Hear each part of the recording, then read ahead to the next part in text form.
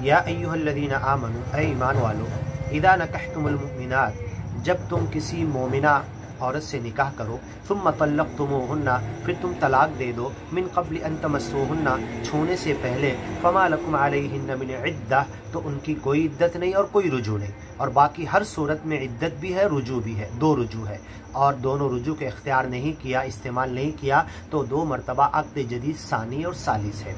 हमने दूसरी वीडियो में इसको तफसील से बताया है।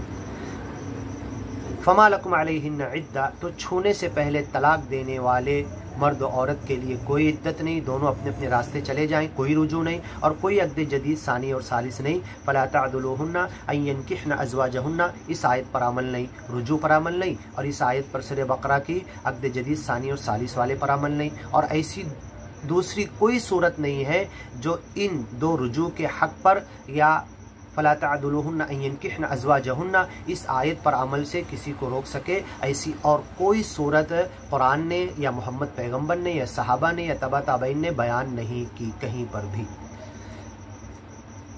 फ़मा लकुम अलैहिन्ना मिन इद्दा, तो छूने से पहले जो तुमने तलाक दिया वहाँ पे इद्दत नहीं, रुजू नहीं, अक़्द जदीद सानी और सालिस नहीं।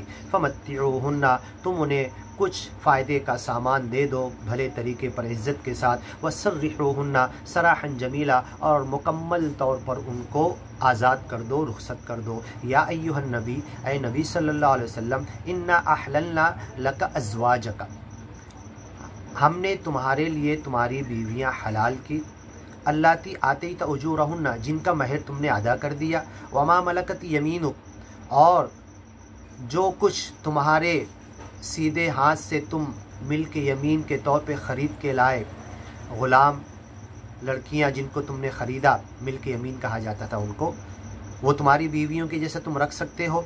मिम्मा अफ़ा अल्लाहु अलैक, या जो कुछ अल्लाह ने तुम्हें माल फ़ै के तौर पर दिया।